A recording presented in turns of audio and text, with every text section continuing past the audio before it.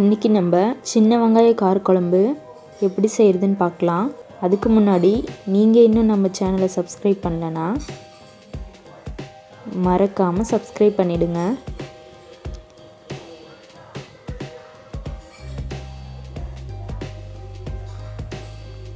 வாங்க வீடியோக்குள்ளே போகலாம்.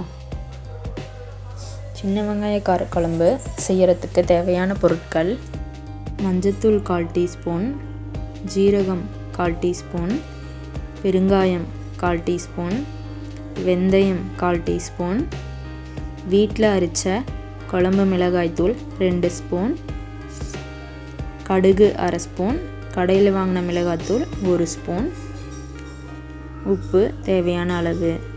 ஒரு பெரிய எலுமிச்சம்பழம் அளவு புளியை தண்ணியில் கரைச்சி வச்சுக்கலாம். பூண்டு 20 பல், சின்ன வெங்காயம் 2 கட் பண்ணி வச்சுருக்கேன், கருவேப்பிலை, நல்லெண்ணெய்.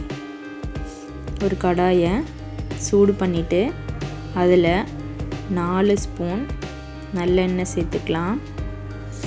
இதில் கடுகு, ஜீரகம், பெருங்காயம், வெந்தயம்,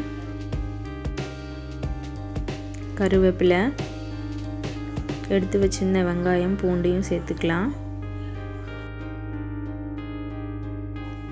சின்ன வெங்காயம் கலர் மாறுற வரைக்கும் சிம்மில் வச்சு வதக்கி விடுங்க.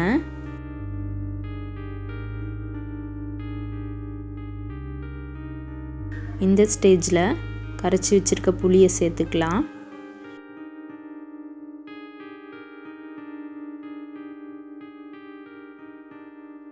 மஞ்சத்தூள், வீட்டில் அரைச்ச மிளகாய் பொடி, சக்தி மசாலா சாம்பார் பொடி, தேவையான அளவு உப்பு,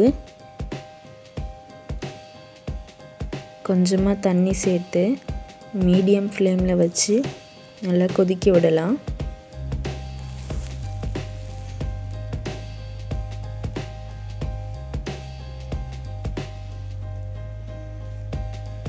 பாருங்கள், 5 நிமிஷத்துக்கு அப்புறம் நல்லா கொதித்து எண்ணெயெல்லாம் தனியாக பிரிஞ்சு வந்திருக்கு. இந்த ஸ்டேஜில் நம்ம அடுப்பை ஆஃப் பண்ணிக்கலாம். சின்ன வெங்காய புளிக்குழம்பு ரெடி.